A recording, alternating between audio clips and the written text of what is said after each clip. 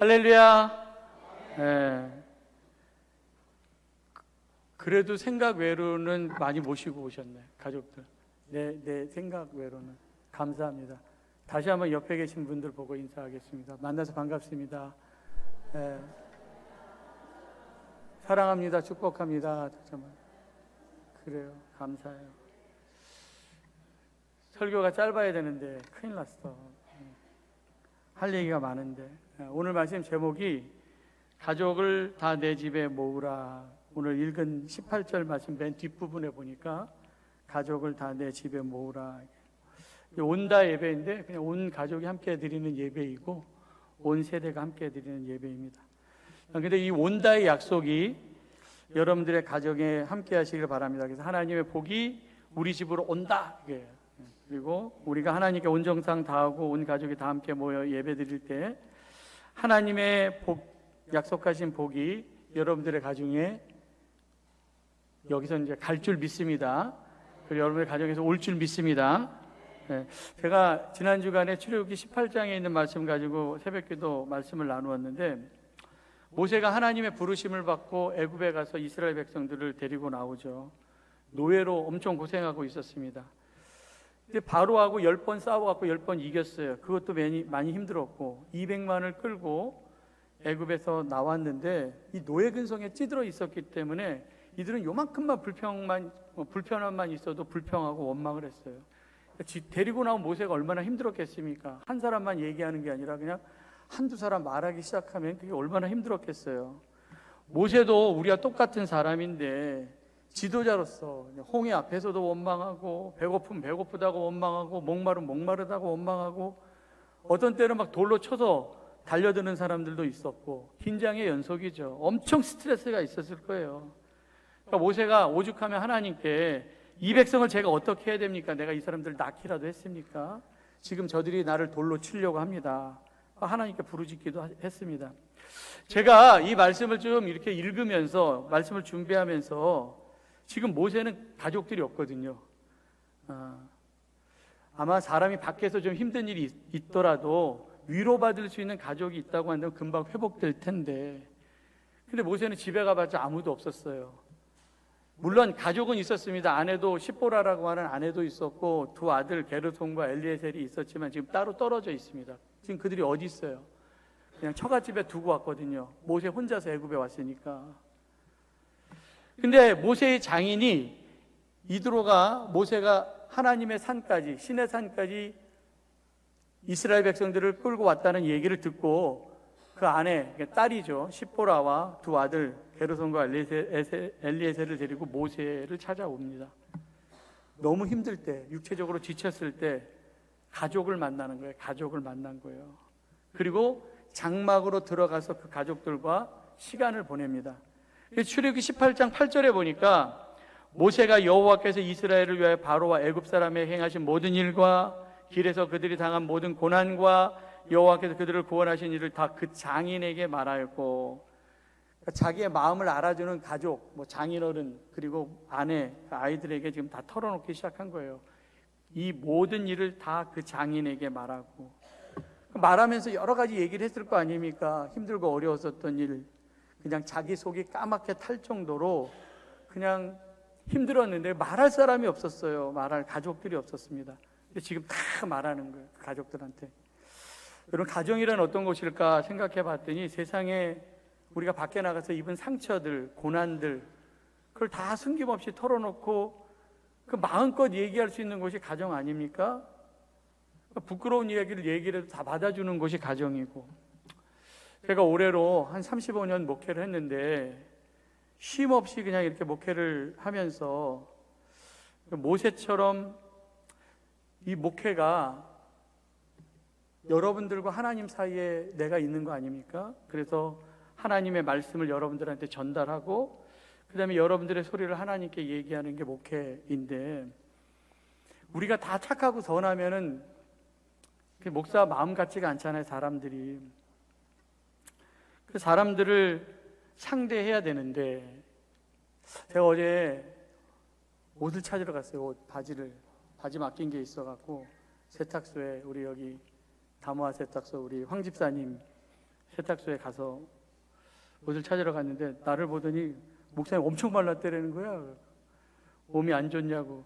마른 거 뭐 처음 보는 것도 아닐 텐데 사복을 입어서 그러냐, 아니 그냥 일반 평복을 입어서 그런지 왜 이렇게 말라 보이냐고, 어디 아프냐고. 그래서 말랐다고.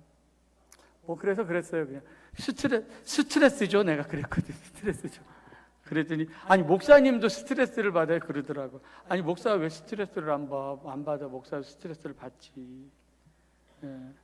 난 제일 스트레스가 뭐냐면은 제일 스트레스. 여러분들 예배 안 나오는 게 제일 스트레스예요. 그 얘기, 여러분 예배 안 나오는 이게요. 제가 35년 목회를 하다 보니까 하나님과 멀어지고 교회와 멀어지는 그 첫 표시가 예배와 멀어지는 거예요. 한 주 빠지다, 두 주 빠지다가 아예 안 나오기 시작합니다. 그래서 장기 결석자가 엄청 스트레스죠. 예배 빠지면 안 돼. 예배 빠지면 안 돼.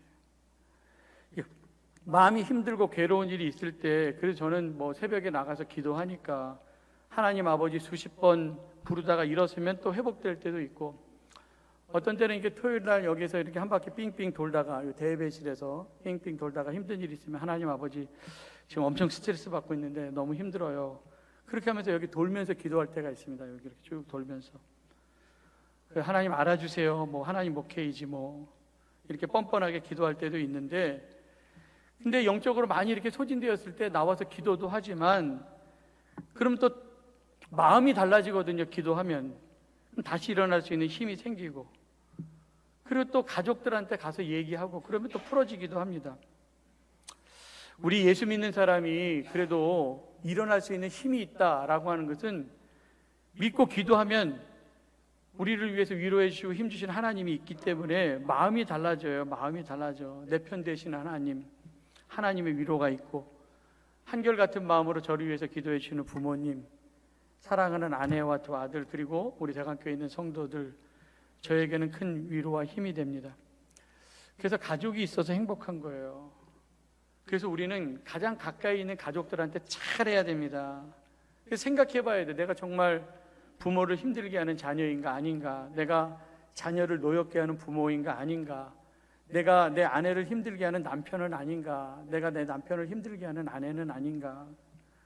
뭐 살다 보면 부딪혀 한 집에서 살다 보면은 뭐 못마땅한 것이 보일 수 있죠. 근데 다 화나 있으면 그게 얼마나 힘들겠어요. 가정에서 숨 쉬지 못할 정도로 다 화가 나 있어. 아내 쳐다봐도 얼굴에 화가 나 있고, 남편 쳐다봐도 남편 얼굴에 화가 있고, 그냥 못 잡아먹어서 막 으르렁거리고 손톱 내놓고 이빨 드러내고 지적질만 하면은 가정에서 그게 얼마나 사는 게 힘들겠습니까? 밖에 나가서 일하는 남편이나 아내가, 학교에서 공부하는 자녀들이 좀 숨을 쉴 수 있는 여유가 있어야 되잖아요. 밖에서는 너무 힘든 거야. 그럼 위로를 받아야 되잖아요. 그래야지 힘을 얻지. 근데 집에 가도 더 힘들어. 집에 들어가기 싫어갖고 남편이 집에서 퇴근을 일찍 해갖고 와갖고 주차장에서 한 2시간 있다가, 차에서 2시간 있다가 들어가는 집도 있다고 하더라고요. 의미가 없잖아요. 무슨 얼마나 힘듭니까? 집에서 힘들면 안 되잖아요. 나는 우리 집에 강아지를 키우는데 이놈이 하는 게 아무것도 없어. 집에서 진짜 하는 게 먹고 싸고. 그 자기가 원하는 것 있으면 와갖고 톤 툭툭툭 치면서 뭐 달라고 얘기를 하고, 닭이라도 키우면 알이라도 주지, 소라도 키우면 젖이라도 주고, 양이라도 키우면 털이라도 주고, 돼지 키우면 고기라도 주지. 이 강아지가 먹고 똥만 싸지 알도 주는 것도 아니고, 뭐 젖을 주는 것도 아니고, 털을 주는 것도 아니고, 고기를 주는 것도 아니에요. 근데 예뻐. 하루 종일 힘들어서 지친 몸을 갖고 문을 딱 열어서 들어가는 순간 나를 반기는 거는 강아지밖에 없어. 와서 막 혀로 핥고, 그 강아지를 딱 안으면은 그 따뜻한 체온이 마음을 녹이더라고요. 아, 참 일찍 키울 걸 그랬다, 그런 생각이 들어야죠. 그렇다고 여러분들 키우라는 얘기가 아니라, 강아지만큼 그 표현을 잘하는 동물이 과연 있을까? 그래서 이쁨 받는 것 같아요. 아무것도 하는 일 없어요. 진짜 먹고 똥 싸는 것밖에 하는 게 없는데. 근데 예전에 그런 얘기 했잖아요. 개만큼 표현하고 살라고. 강아지만큼만이라도 표현하고 살면은 얼마나 따뜻하겠냐라는 거죠. 표현하고 살아요. 거기서 위로를 받으니 우리가 개만 또 못하면 안 되잖아. 사람들은 우리 가정이 다 행복하기를 원합니다. 가정이 천국 같으면 얼마나 좋겠어요. 가정의 회복이 필요해요. 가정 그러면 여러분 어떤 생각이 들어요? 두 가지 생각이 드는데 하나는 축복이고 하나는 짐일 수도 있겠다. 가정이 짐일 수도 있죠. 왜냐하면 가정은 나 혼자만 사는 게 아니고 가족들과 같이 살잖아요. 나 혼자 뭔가 결정해서 일이 이루어지는 게 아니라 뭐 아내 얘기도 들어야 되고 남편 얘기도 들어야 되고 자식들 얘기도 들어야 되고 부모님 얘기도 들어야 되고 나 혼자 결정할 수 있는 게 없어요. 나 혼자 마음대로 못해요. 그리고 부모는 자녀들이 책임져야 되니까 그 책임이 짐일 수도 있고 나이가 드신 부모님은 또 자녀들이 그 부양에 대한 책임져야 되는데 피할 수 없는 짐 아닙니까? 짐이라고 생각하면은 내가 원하는 것들을 하고 싶은데 가족들 때문에 못하는 것들도 있고 그런데 가족으로서 이 짐이 무겁다고 우리가 버릴 수도 없고 짐이라고 기꺼이 짊어져야 됩니다. 그런데 사랑하면은 내가 지고 있는 짐의 무게는 그대로여도 지는 힘이 달라지는 거예요. 힘이 생기면 질 수 있는 겁니다. 그래서 우리가 가족들 사랑해야죠. 원수같이 지내면 안 되잖아요. 서로 사랑해야지. 어떤 사람은 남한테는 진짜 막 천사처럼 잘해줘 그냥. 근데 자기 부인은 무시하고 자기 남편은 무시하고. 아니에요. 남한테는 좀 그렇더라도 자기 부인하고 자기 남편, 자기 자식들한테는 잘해야죠. 무례하게 행동하면 안 되고 무례하게 막말하면 안 되죠. 우리가 이제 커다란 배가 뒤집히지 않는 이유는 다시 제자리로 돌아올 수 있는 복원력이라는 게 있어요. 그 복원력, 평행수라고 배 안에 물을 채우거든요. 큰 배는 배 안에 물을 채웁니다. 그래서 속도가 느릴지는 모르지만 작은 파도에 금방 흔들리지 않고 그 평행수 때문에 복원력이 생겨서 넘어지지가 않습니다. 이게 무겁지만 그를 안정감 있게 낮추는, 그 안정감 있게 배를 가게 하는 거예요. 우리가 종종 이 가정의 책임이라든지 경제적인 부담이라든지 자녀 양육의 고단함이라든지 이걸 빨리 벗어나고 싶은 짐이라고 생각하는데 근데 그 짐 때문에 가정이 무너지지가 않는 거예요. 사실 그 무거운 짐 때문에 내 인생이라는 배가 세상 유혹과 시련의 파도에 뒤집혀지지 않도록 그 중심을 잡아주는 그 평행수가 나는 가정이다. 가정이다. 그래서 나는 뭐 이렇게 텔레비에 보면 이렇게 자연인, 그래서 산에서 혼자 들어가서 풀주도 먹고 사는 사람들이 있는데 나는 그 사람들을 굉장히 이기적이라고 생각합니다. 그냥 혼자 사는 거야, 혼자 사는 거야. 함께 짐을 져야 되는데 가족들은 어차피 져야 될 짐이라고 한다면 짐 없게 해달라고 기도하기보다는 그건 혼자 사는 거지. 그거는 어차피 그 무게를 견디고 복원력을 가질 수 있는 힘을 달라고 기도해야 되고 이제부터 가족들 정말로 사랑하면서 살아야 되는 거 아닙니까? 가족은 비워야 될 짐이 아니라 채워야 될 하나님의 은혜인 줄 믿습니다. 그래서 은혜의 평행수가 배를 무겁게 하지만 그것 때문에 배가 기울어지지 않고 갈 수 있는 거예요. 거룩한 복원력, 가정이 복원력이에요. 그래서 가정의 회복을 위하여서 우리가 필요한 게 말씀, 기도, 예배 세 가지. 시작. 말씀, 기도, 예배. 말씀으로 사는 가정, 기도로 살아가는 가정, 온 가족이 함께 모여서 예배 드리는 가정, 이게 은혜의 평행수가 채워져서 힘들 때마다 무너지지 않고 앞으로 나가는 거 아닙니까? 그래서 눈물로 씨를 뿌리는 그 짐의 장소가 가정이 아니라 기쁨으로 단을 거두는 축복의 현장, 그것이 가정입니다. 그래서 여러분 온다 예배를 통하여서 우리 가문의 모든 짐을 하나님의 축복으로 바꾸는 역사가 일어나게 주님의 이름으로 간절히 축원합니다. 오늘 우리가 여호수아서에 있는 말씀을 읽었는데 여리고 기생 라합에 대한 이야기예요. 직업이 기생입니다. 누가 기생되고 싶어서 기생되는 사람이 어디 있겠습니까? 그런데 어린 나이에 이 사람이 가족의 생계를 위해서 아마 기생이 되었을 것 같아요. 근데 이 사람이 정탐꾼을 숨겨줍니다. 그래서 온 가족을 구원시킨 모델로 이 한 사람이 나오는 거예요. 그래서 여리고성이 무너질 때 라합의 가족은 무너지지 않았습니다. 히브리서 11장은 우리가 믿음장이라고 얘기를 하는데 여기에 16명의 이름이 나와요. 아브라함부터 시작해갖고 노아도 나오고 아벨도 나오고 뭐 다윗도 나오고 여러 사람 뭐 요셉, 야곱 다 나오는데 이 16명의 사람 중에서 여자가 딱 두 사람이에요. 두 사람 여자. 그게 바로 라합과 사라, 아브라함의 부인인 사라하고 라합 두 사람만 나옵니다. 근데 여리고의 기생, 그 구약 성경에 얼마나 위대한 여자들을 믿음의 사람들이 많겠습니까? 근데 그 16명 중에 한 사람을 낀 사람이 라합이에요. 라합. 믿음의 사람의 대표로.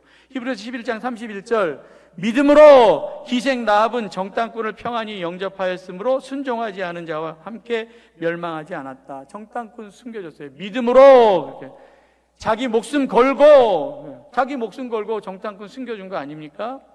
그런데 여러분들, 요 믿음장에만 라합의 이름이 나온 게 아니라 야고보서 2장 25절에도 보니까 또 이와 같이 기생 라합이 사자들을 접대하여 다른 길로 나아가게 할 때 행함으로 의롭다 하심을 받은 것이 아니냐. 행함으로 의롭다 하심을 받은 사람들 대표가 아브라함과 라합 두 사람 이름이 나와요, 야고보서에. 라합이라고 하는 사람이 기생이었지만 얼마나 신약 성경에서도 인정받는 사람 아닙니까? 그런데 여기만 나온 게 아니에요. 마태복음 1장에 보면은 예수님의 족보가 나오는데, 예수님의 족보 마태복음 1장 5절에 보니까 살몬은 라합에게서 보아스를 낳고 보아스는 루색에서 오벳을 낳고 오벳은 이새를 낳았다. 예수님의 족보에도 이 라합이 나와요. 여리고의 기생 라합이. 룻기에 보면은 라합의 아들 보아스가 무너진 엘리에셀 가정의 기업을 물러준 남자로 룻과 결혼해서 오벳 낳고 오벳이 이새 낳고 이새가 다윗 왕을 낳잖아요. 그래서 다윗 왕의 고조 할머니가 이 라합입니다. 어떠한 믿음이 있었길래 이 사람이 그 많은 사람들 가운데 믿음의 본보기로 히브리서에도 나오고 야고보서에도 나오고 마태복음 예수님의 족보에도 나오냐. 우리 이미 다 알아요. 라합의 얘기는 너무 유명하기 때문에.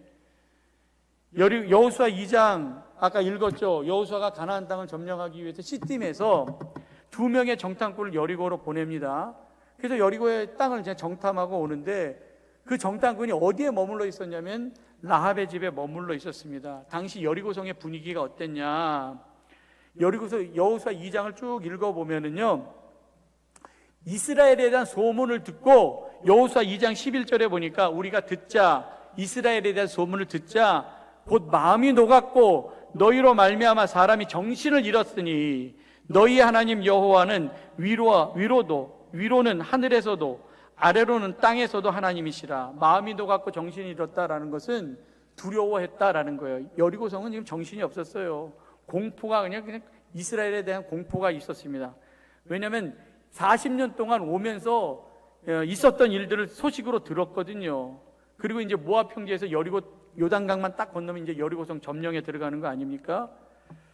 그런데 이 정탐꾼들이 땅을 점령하기 위해서 여리고 땅에 정탐하러 왔다는 이야기를 듣고 여리고 왕이 군인을 보내요. 당장 잡아오라고. 근데 같은 소문을 들었음에도 불구하고 라합은 두려워하지 않았습니다. 정탐꾼을 잡으러 온다라는 얘기를 듣고 일단 숨겨놓죠. 그리고 그 사람들한테 얘기를 합니다. 여기 있었냐고 그랬더니 있었긴 있었는데 성문 닫을 때쯤 성을 빠져나갔으니까 빨리 지금 쫓아가 보라. 그럼 잡을 수 있을 거라고. 그래서 이제 내보내요. 그 군인들을 살려줬죠. 남들은 이스라엘 보고 두려워서 정신을 잃고 막 주저앉아 있었을 때 라합은 하나님께서 이스라엘에 행하신 일을 자기가 직접 본 것도 아닙니다. 들었어요. 들은 말씀에 자기가 인생을 걸죠. 라합의 믿음은 그래서 듣고 생긴 믿음이지 보고 생긴 믿음이 아니에요. 그 사람들은, 이 라합은 홍해를 건너는 기적을 보지도 못했어요. 그리고 신광야에서 만나가 떨어지는 것을 먹어보지도 못했어요. 반석에서 르비딤에서 물이 나오는 것을 체험하지도 못했습니다. 다 들은 거예요. 들었는데 듣고 믿음이 생긴 거 아닙니까? 아말렉과의 전투에서 승리하는 거 다 들었습니다. 기적은 봤다고 해서 믿음이 생기는 게 아니야. 들어서 믿음이 생기는 거지. 그리고 로마서 10장 17절, 믿음은 들음에서 나며 들음은 그리스도의 말씀. 하나님의 말씀을 들을 때 믿음이 생기는 거지. 기적을 보았다고, 떡을 먹었다고, 물을 마셨다고, 그게 믿음이 생기는 게 아닙니다. 사람 눈에 보여지는 것, 사람 눈에 생각되어지고 이성으로 논리적으로 설명되어지는 건 이미 신이 아니에요. 사람들은 하나님 보여주면 믿는다고 얘기를 하죠. 본다고 믿음이 생기는 게 아니에요. 하나님의 말씀을 들을 때 믿음이 생기는 거지. 여러분, 요한복음 3장에 니고데모라는 사람이 나오는데 율법학자였었습니다. 율법에 대해서 빠삭한 율법 박사였어요. 밤중에 예수님을 찾아옵니다. 찾아온 이유가 요한복음 3장 2절에 나와요. 그러니까 밤에 예수께 와서 이르되 랍비여, 우리가 당신은 하나님께로부터 오신 선생님인 줄 압니다. 하나님이 함께 하시지 아니하면 당신이 행하는 이 표적을 아무도 행할 수 없습니다. 왜 찾아왔어요? 표적 보고 싶어서. 예수님 찾아온 겁니다. 표적이라는 게 눈에 보이는 거 아닙니까? 우리의 관심도 똑같아. 표적만 보면 내가 뭘 하겠다, 믿겠다. 그때 예수님께서 표적을 보여달라고 하는 니고데모에게 요한복음 3장 3절에 사람이 여기 거듭나지 아니하면 하나님 나라를 볼 수 없다. 니고데모는 눈에 보이는 표적 갖고 예수님 찾아왔지만 예수님께서는 니고데모에게 거듭남, 눈에 보이지 않습니다. 다시 사람이 태어나는 거예요. 새롭게 변화되는 거. 하나님 나라 천국입니다. 눈에 보이지 않습니다. 그러니까 예수님께서 이 땅에 오셔서 하신 것은 뭐예요? 물론 많은 병자도 고쳤지만 주요한 것은 하나님 나라, 그리고 사람의 영생과 구원을 위해서 이 땅에 오신 거 아닙니까? 보이지 않는 천국. 거듭난 사람만 볼 수 있어요. 거듭난 사람만 갈 수 있는 곳입니다. 우리가 천국 안 가봤다고 없다고 말할 수 없습니다. 내가 보지 못했다고 없다고 말할 수 없잖아요. 근데 믿음으로 사는 사람들은 이 땅에서의 삶이 끝이 아니라 보이지 않는 천국을 위해서 준비하는 사람들이 믿음의 사람들입니다. 이제까지 우리는 눈에 보이는 것만 보고 눈에 보이는 것만 믿고 살았는데 눈에 보이는 게 다가 아니죠. 그래서 여러분들 고린도후서 4장 18절에 얘기하죠. 우리가 주목하는 것은 보이는 것이 아니요 보이지 않는 것이니 보이는 것은 잠깐이고 보이지 않는 것은 영원하다. 두 개가 있어요. 보이는 세계하고 보이지 않는 세계가 있는데 보이는 것은 잠깐이에요. 우리가 보이는 것이 잠깐입니다. 근데 보이지 않는 것은 영원하다. 근데 어리석은 사람들은 잠깐 보이다가 없어지는 것에 관심을 갖습니다. 그리고 실망하는 겁니다. 여러분, 창세기 3장에 이 뱀이 하와를 유혹할 때 선악과를 가지고 유혹을 합니다. 이거 먹으면 눈이 밝아진다는 건 보는 거 아닙니까? 하나님처럼 된다. 그래서 뱀이 한 이야기를 듣고 선악과를 쳐다보죠. 창세기 3장 6절에 보니까 여자가 그 나무를 본즉, 그 나무를 본 거예요. 선악과를 보암직도 하고 탐스럽기도 하고, 그래서 그 여자가 그 열매를 따먹고 자기와 함께 있는 남편에게도 주매 그도 먹은지라. 어디에서부터 죄가 들어왔냐 그랬더니 그 나무를 본즉, 거기에서부터 죄가 들어오는 거예요. 보는 것을 통해서 죄가 들어왔어요. 그래서 보는 거 조심하라고 얘기를 하잖아요. 내 눈이 보는 거 조심해, 내 귀가 듣는 거 조심해, 내 입이 말하는 거 조심해. 선악과는 아예 쳐다보지도 말아야 되는데 뱀의 말을 듣고 조금씩 쳐다보다가 눈이 가면 이미 50% 마음이 점령당한 거예요. 그래서 요한일서의 2장에 보니까 안목의 정욕이라고 얘기해요. 안목에 눈을 통해서 욕심이 들어온다. 그래서 눈이 보는 거 조심하라고 얘기했잖아요. 사람들은 눈을 속여요. 눈을. 그래서 너무 여러분들 눈 믿지 마십시오. 눈 뜨고 코백합니다. 보는 것에 속습니다. 내가 본다고 안 속아요? 본다고 봐도 속아요. 그래서 예수님께서 산상수훈에서 마태복음 6장 1절에 이렇게 얘기하죠. 사람에게 보이려고 그들 앞에서 너의 의를 행하지 않도록 주의하라. 그럼 하늘에 계신 너희 아버지께 상을 받지 못하느니라. 이 바리새인들한테 한 얘기입니다. 바리새인들, 사람에게 보이려고 우리는 뭐 믿음 있는 척, 구제하는 척, 기도도 하고 금식도 하는데 그렇게 하지 말라라는 거예요. 그래서 구제할 때는 오른손이 하는 일을 왼손이 모르게 하고, 기도할 때는 은밀한 골방에서 하고, 금식할 때 머리에 기름 바르고 금식하고. 그런데 바리새인들은 겉에만 회를 칠했어. 얼굴만 화장한다고 예쁜 거예요? 속이 예뻐야 예쁜 거지. 속은 썩었어요. 마치 회칠한 무덤처럼. 예수님께서 니고데모에게 눈에 보이지 않는 거듭남과 하나님 나라에 대해서 얘기했지만 니고데모는 표적에만 관심을 갖고 있었기 때문에 예수님이 하시는 말씀을 이해하지 못했습니다. 그래서 엉뚱하게 대답을 하죠. 요한복음 3장 4절에 니고데모가 얘기합니다. 사람이 늙으면 어떻게 날 수 있습니까? 두 번째 모태에 들어갔다가 날 수 있습니까? 율법학자라고 하는 사람이 이렇게 얘기를 해요. 눈에 보이는 것에만 관심이 있으니까. 그때 예수님께서 니고데모에게 요한복음 3장 5절에 물과 성령으로 나지 아니하면 하나님 나라에 들어갈 수 없다. 육으로 난 것은 육이오고 영으로 난 것은 영이다. 거듭남. 성령으로 난 사람들, 이런 사람들만 믿음으로 알 수 있다는 거죠. 이제 라합의 얘기 잠깐 하고 말씀을 마치려고 하는데, 라합의 믿음은 봐서 생긴 믿음이 아니라고 그랬죠. 자기는 홍해도 체험도 없었고 만나를 먹어보지도 못했습니다. 들었어요. 그러면서 그 들은 믿음을 가지고 정탐꾼을 숨겨주면서 여호수아 2장 12절 13절에 내가 너를 선대하였은즉 내 아버지의 집을 선대하도록 여호와로 내게 맹세하고 내게 증표를 내라. 나의 부모와 나의 남녀 형제와 그에게 속한 모든 사람들을 살려주어 우리 목숨을 죽음에서 건져내라. 선대라고 하는 단어가 은혜라고 하는 헤세드라고 하는 단어예요. 은혜를 베풀어. 내가 너에게 은혜를 베풀어 줬으니까 너도 나에게 은혜를 베풀어. 은혜라고 하는 게 뭐예요? 아주 기가 막힌 단어예요. 은혜. 부모님의 은혜, 스승의 은혜, 하나님의 은혜. 여기 은혜라는 얘기는 거기에다만 쓰죠. 그러니까 아무리 잘난 아이가 있어도 부모를 잘 둔 아이는 못 이기죠. 아무리 얘가 똑똑해, 개천에서 용이 났어, 자수성가해서 돈을 벌었어, 그래도 삼성의 이건희를 아버지로 둔 이재용을 절대로 이길 수가 없어요. 그거 어떻게 이겨? 아버지가 태어나 보니까 아버지가 이건희야, 딱 태어나 보니까 아버지가 이재용이야. 어떻게 이겨 우리가? 아무리 개천에서 용이 나도. 근데 이건희 막내 딸도 예전에 자살했다고 그러잖아요. 그죠? 그래서 부모 잘난 아이도 그 은혜입니다. 부모를 잘 만난 아이도 그 은혜예요. 그런데 나는 은혜는 잘 풀리는 게 은혜거든요. 은혜. 잘 풀리는 게 은혜. 일이 되는 게 은혜라고 얘기했잖아요. 그래서 교회는, 하나님의 은혜는 잘 풀리게 하는 거야. 일이 되게 하는 거. 우리 아이들이 주 안에서 잘 풀리는 사람으로 살게 하는 것, 그게 어머니의 기도야. 어머니의 기도를 이길 수 있는 것은 없어.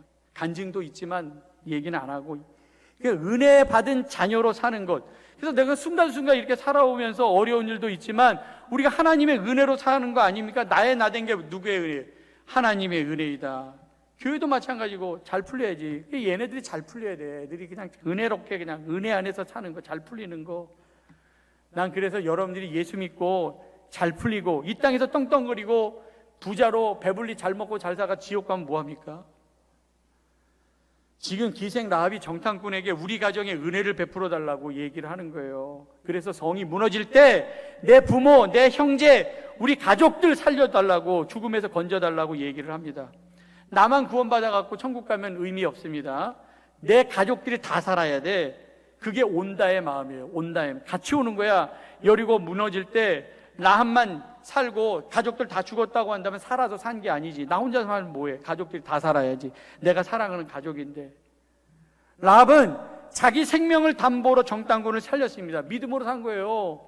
자기 목숨 걸고 살려달라고 얘기한 거 아닙니까? 자기 목숨을 담보로 가족들을 살린 거예요. 그래서 로마서 9장 1절에도 보니까 나에게 큰 근심과 마음에 그치지 않은 고통이 있는데 내 양심이 성령 안에서 나와 더불어 증언한다. 성령께서 사도 바울의 마음에 준 증거가 있어요. 성령께서 준 증거. 그게 뭐냐 그랬더니 그 뒷절, 그 그치지 않는 고통이 뭐냐 그랬더니 나의 형제 곧 고륙의 친척을 위하여 내 자신이 저주를 받아 그리스도에게서 끊어질지라도 원하는 바다.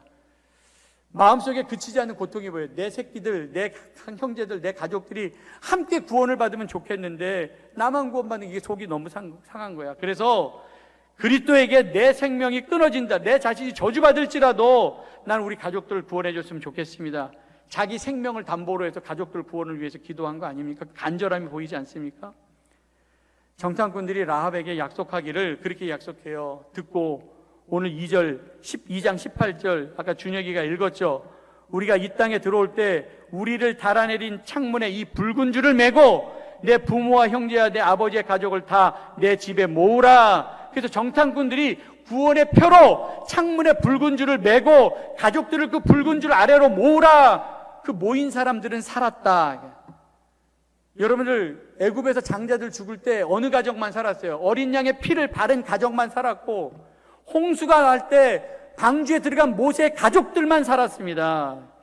붉은 줄 아래 모인 사람들만 살았어요. 이 붉은 줄이 히브리어로 티크바라고 하는 단어인데 2번 나와요. 정탐꾼이 여리고 땅에서 도망칠 때 붉은 줄 타고 내려와서 살았어. 그리고 또 여리고성이 무너질 때 그 급박한 순간에서도 붉은 줄이 달려 있었던 라합의 집만 살았습니다. 그래서 이 티크바는 하나님과 연결된 줄이고 생명의 줄, 이 줄을 통해서 정탐꾼이 살았고 이 줄을 통해서 라합의 가족이 살았다. 여러분도 우리는 이 붉은 줄 아래 모여야 돼요. 이 붉은 줄이 십자가 보혈의 피 아닙니까? 구원을 받는 건 개인적이지만 한 사람을 통하여서 그 가족 중에 예수 믿는 그 한 사람 때문에 우리 가족들이 구원받는다. 그래서 여러분 사도행전 16장에 보면 빌립보 감옥에 바울과 실라가 갇혔을 때 옥문이 열리잖아요. 찬송하자. 근데 간수장이 옥문이 열린 것을 보고 도망간 줄 알고 자살을 하려고 했어요. 그때 내 몸을 상하지 말아라, 우리가 여기 있다, 그 얘기를 듣고 감동받아서 자기 집으로 초대합니다. 초대했을 때 유명한 얘기를 하죠. 사도행전 16장 31절 32절에 보니까 주 예수를 믿으라, 그리하면 너와 내 집이 구원을 받으리라 하고 주의 말씀을 그 사람과 그 집에 있는 모든 사람에게 전하니라. 예수를 믿는 가정은 다 산다. 그래서 간수자기 집이 사는 거예요. 요셉도 마찬가지예요. 요셉을 애굽으로 먼저 보낸 거 가족 구원하기 위해서.